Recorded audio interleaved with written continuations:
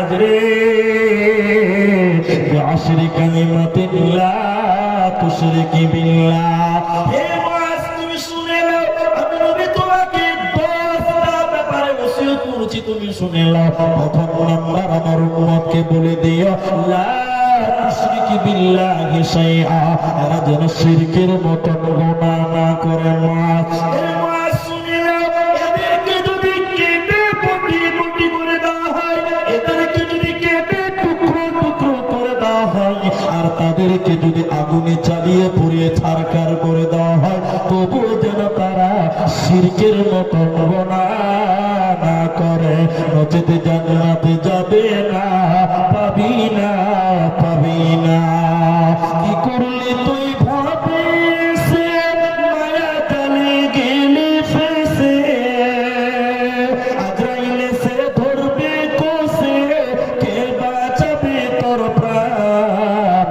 ওরে মুসলমান তোরা হারাস না ঈমান, ওরে মুসলমান তোরা হারাস না ঈমান। যদি করিস নামাজ রোজা, থাকবে না তোর পাপের বোঝা। যদি করিস নামাজ রোজা, থাকবে না তোর পাপের বোঝা। মরণকালে পাবি রে তুই জান্নাতি আযাব। ওরে মুসলমান তোরা হারাস না ঈমান, ওরে মুসলমান তোরা হারাস না ঈমান। অতএব বন্ধুরে, ঈমান হারা হওয়া যাবে না, শিরকের মতন গুনাহ করবে না। আর একটা বলে, দ্বিতীয় নম্বর ওসিয়তটা বলছি, আপনাদের দেশে তাবিজ আছে? তাবিজ আছে না? তাবিজ দেয় কি দেয় না? আমাকে আর কিছু কিছু লোক মনে করে যে বক্তাদের তাবিজের পাওয়ার আলাদা। ওরা মনে করে মুলবিদের চেয়ে বক্তাদের তাবিজে কাজ বেশি করে। হারাম হালাল করে বলছি খালি, তার আগে মশলাটা শুনে দেন। আপনাদের মালদাতে গোলাপগঞ্জ আছে না? গোলাপগঞ্জ চিনেন তো? ওই কালিয়াচক থেকে ভিতরে বর্ডার এলাকা। আজ থেকে মোটামুটি 5 বছর আগে, আপনার খালি টাচ দিচ্ছি, আপনি খালি বুঝে নেবেন কথাটা। ব্যাগ নিয়ে দাঁড়িয়েছি, তখন গাড়ি ছিল না, বুঝলেন? সকাল বেলা জলসা করে সকালে বানাচ্ছি। একটা ছেলে মোটামুটি 19 বছর হবে, তখন আমি বলছি তখন 18-19 বছর হবে, আমাকে দেখে তাড়াহুড়া করে চলে এসে বলছে যে আপনি মাওলানা আব্দুর রহমান? বলে হ্যাঁ। বলছে আপনাকে আমি অনেক দিন থেকে দেখছি, কিন্তু আপনাকে সাক্ষাৎ করতে পারছি না, কিন্তু আমার বোন অনেক দিন থেকে চাই আপনার সঙ্গে দেখা করবো।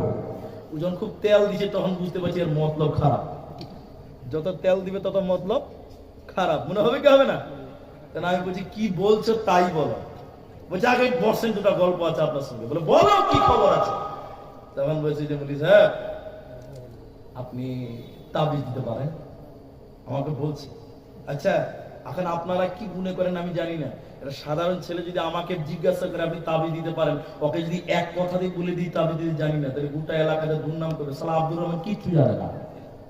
দুর্নাম করবে কি করবে না? গোটা এলাকাতে বদনাম করবে, কিচ্ছু জানে না আসামের বক্তা। আমাকে যখন জিজ্ঞাসা করছে আপনি তাবিজ দিতে জানেন? মনে মনে বুঝি বড় ফেরে করলাম রে ভাই। তখন আমি বললাম তাবিজ তো মেলা এরকম আছে, তো তুমি কেমন তাবিজ দিবে? তাবিজ তো অনেক ভাগ আছে, তো তোমার কেমন তাবিজ লাগবে, কোন ডিজাইনে কি ব্যাপারে লাগবে বলো। বলছে সেটা বলতে হবে। বলছে না বললে তোমার কি লাগবে আর আমি কি দিব, তখন গোলমাল হয়ে যাবে না? তোমার কি লাগবে বলো।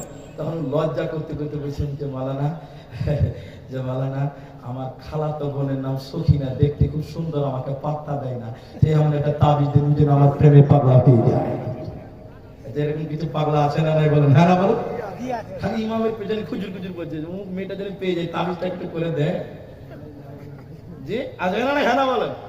যারা আপনারা বলুন, আপনারা, আমি বলছি না, আপনারা বলবেন। আচ্ছা মুলবির তাবিজ যদি পরের সুন্দরী বিটি থেকে পাওয়া যায়, তো মুলবির তাবিজের তোকে কেন দিবে? আগে নিজে নিবে, পরের বউটাকে নিবে সুন্দরটা। কথা বলে না? হ্যাঁ না বলে না? মুলবির তাবিজ যদি সুন্দরী মেয়ে পাওয়া যায়, তাহলে মুলবি নিজে আগে সবচেয়ে সুন্দরীটাকে বিয়ে করবে, তোকে কেন দিবে? শালা খাপা কোথাকার, কিছু বুঝে না, মাথা মোটালো। আমার তাবিজ যদি সুন্দরী মেয়ে পাওয়া যায়, তা আমি সারা নিজের জন্য এমন তাবিজ বানবো সবচেয়ে সুন্দরী মেয়েটা আমার পালা হবে। হবে কি হবে না? কথা বলেন, হবে কি হবে না? হবে। কিন্তু বুঝতে পারছে না, ভাবছে না বক্তার তাবিজের পাওয়ার আলাদা। নবীজি বললেন শোনো, তাবিজের ভিতরে রয়েছে কোরআন। দেখবেন যারা তাবিজ দেয় হয় কোরআনের আয়াত লেখে, না হলে কোরআনের আয়াতের নকশা। যারা আলেম তারা জানেন ভাই কোরআন লিখবে, কোরআনের আয়াত লিখবে, আর না হলে কোরআনের আয়াতের নকশা। বেকার কোরআনের নকশা পাওয়া যেতে এখানে পাওয়া যায় না, মানুষ বড় চালাক। বন্ধুরে আমার, এখন আপনাকে জিজ্ঞাসা করছি শোনেন, এই কোরআনটা দিয়ে যদি আপনাকে বলি ভাই আমার পায়খানাতে মার্বেল পাথর করা আছে, এই কোরআনটা নিয়ে একটু পায়খানাতে শান্তি করে পায়খানা করে আসেন, কে কে যাবেন? হাত তুলে যাবেন আপনারা? কেউ জোর করে যাবেন? কোরআন নিয়ে পায়খানায় কেউ যাবেন আপনারা? কেউ যাবেন না। যে নামাজ পড়ে না সে বলে তোবা তোবা আস্তাগফিরুল্লাহ, কোরআন নিয়ে পায়খানায় যাওয়া যাবে না। কিন্তু আপনারা একটু জোরে বলবেন, বুঝতে পারবেন। সোশ্যাল মিডিয়াতে যারা দেখছে তারা বুঝতে পারবেন। আচ্ছা বলুন, তাবিজ নিয়ে মানুষ পায়খানায় যায় কি যায় না? জোরে বলুন, যায় না? আপনার দিকে বলে তাবিজটা নিয়ে পায়খানা করে আসি, কেউ বলে না? তাবিজটা নিয়েই চলে, নিয়ে চলে। তাহলে তাবিজের ভিতরে ভরা আছে কোরআন। কোরআন নিয়ে তুমি পায়খানায় যাও মুসলমান, কোরআন নিয়ে তুমি বিবির সঙ্গে মিলন করো, কোরআন নিয়ে তুমি যাবতীয় অন্যায় কাজ করো, নাম শুনতে যাও, আল্লাহ বরদাস্ত করবে, জোরে করবে। এই জন্য নবী বলছেন মান আল্লাকা তামিমা ফাকাদ আশরাকা, যে কোরআন নিয়ে তাবিজ নিয়ে পায়খানায় গেল, মানে তাবিজ ঝোলালো, এই লোকটা যেন শিরকের মতো গুনাহ করলো, মাথা ঠুকে মরে গেলে জান্নাতে যাবে না, পাবি না। এই জন্য আল্লাহ বলছে নবী হে তুমি বলে দাও খবরদারেরা যেন শিরকের মতো গুনাহ না করে।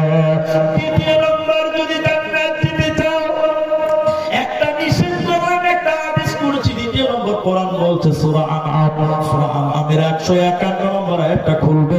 দ্বিতীয় নম্বর আল্লাহ বলছে ওয়াবিল ওয়ালিদাইনি ইহসানা, হে যুবকেরা, হে সন্তানেরা, তুমি তোমার বাবা মায়ের সঙ্গে ইহসান করো, ভালো ব্যবহার করো, খবরদার বাবা মাকে ধুকে কথা বলবে না।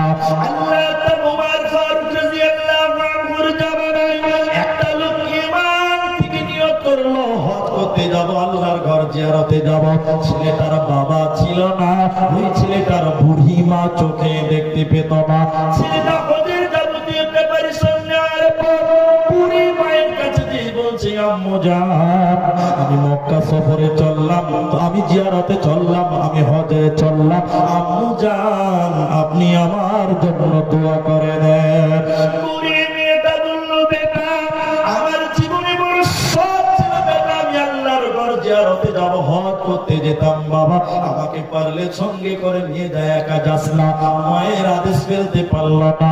ওমর ফারুক রাদিয়াল্লাহু আনহুর জীবদ্দশার ঘটনা। এবার লোক ছেলেটা মস্ত বিপদে পড়ল, মা চোখে দেখতে পারে না, বুড়ি মেয়ে এমন থেকে হাঁটবে কেমন করে। বুড়ি মাকে পিঠে করে বেঁধে নিয়ে হাঁটতে হাঁটতে এমন থেকে মক্কা এলো। হজের যাবতীয় কাজ সমাপনী দেওয়ার পর আমিরুল মুমিনিন ওমর খলিফাতুল মুসলিমিন ওমরের কাছে গিয়ে বলছে আমিরুল মুমিনিন ওমর আপনি বলুন, আপনি বলে দেন, আপনি বলে দেন আমি আমার বিধবা মাকে, আমি আমার অন্ধা মাকে, আমি আমার বয়স্ক মাকে আমার থেকে হেঁটে হেঁটে নিয়ে এলাম, হজের যাবতীয় কাজ সমাপনী দিলাম, সাফা মারওয়া মুজদালিফা আরাফা মিনা হজের যাবতীয় কাজ সমাপনী পিঠে করে করে করে নিয়ে করলাম। আমিরুল মুমিনিন ওমর আপনি বলুন আমি কি আমার মায়ের ঋণ শোধ করতে পারলাম? আমি কি মায়ের দুধের ঋণ শোধ করতে পারলাম? আমিরুল মুমিনিন ওমর বলছেন কি বললে তুমি বলো, এবার তুমি কি বলছো শুনে নাও।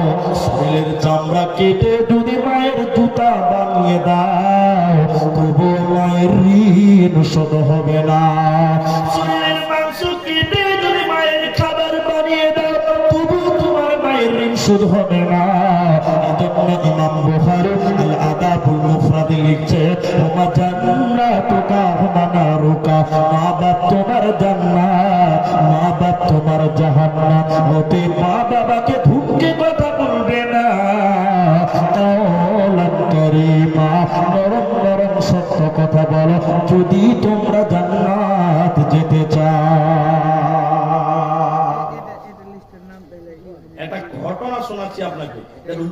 শোনাবো। একটা বাড়িতে 7 ভাই, আপনারা একটু বলুন ক ভাই? 7 ভাই। বড়টা মুলবি সাহেব, বড়টা কি বললাম, একদম হেড মাওলানা, মনে করেন ভাদু মাদ্রাসার হেড মুলবি, এত বড় আলেম। 7 ভাই, আর আমার মাটা হঠাৎ মারা গেল, কথা বুঝবেন আপনারা। এখন ওরা 7 ভাই, তোমার বাপ বেঁচে আছে, ওর বাপ কি রান্না করে খাবে না ছেলেদের কাছে খাবে? বলুন, আপনারা বলুন। ছেলেদের কাছে খাবে, ঘটনা ভালো করে বুঝবেন। এবার মা মরে গেছে, 7 ভাই ওরা আছে, বড়টা বড় আলেম। এবার পাড়ার চাচারা নিয়ে বসেছে ছেলেদেরকে, যে বাপের একটা ব্যবস্থা করতে হবে। পাড়ার চাচারা সব বসেছে, ছেলেদেরকে নিয়ে, মুলি সাহেবটাও আছে, বল তোর মা মরে গেছে, তো তোর বাপ কি রান্না করে খাবে না তোরা কোনো ব্যবস্থা করবি? তো ছেলেরা বলছে, চাচা আপনারা যখন এসছেন তো আপনারাই বলুন কি করতে হবে। তখন এক চাচা বলছে যে, আরে বেটা, তোরা তো 7 ভাই আল্লাহ মিলিয়েছে ভালো, তোরা একদিন করে পানি খিলাতে, তোর বাপের আর কোনো ঝামেলা থাকলো না। এরকম পালি আছে না? হ্যাঁ না বলুন। অনেক বাপ পালি খায় না? তো ছোটটাকে বলছে, ছোট দিক থেকে জিজ্ঞাসা করছে, আরে এই জমশেদ, তোর বাপকে একদিন খিলাবি? তো বলছে, হ্যাঁ আপনারা যখন বলছেন তো খিলাবো। দ্বিতীয় নম্বরটাকে জিজ্ঞাসা করে, তুই বল রে, তোর বাপকে খিলাবি? ওই ছোট ভাই যদি খিলাতে পারে তা আমি হচ্ছে তো বড়, আমি খিলাতে পারবো না। 3 নম্বরটাকে জিজ্ঞাসা করি, তুই খিলাবি? কেন, ওরা বাপের বেটা, আমি বাপের বেটা না?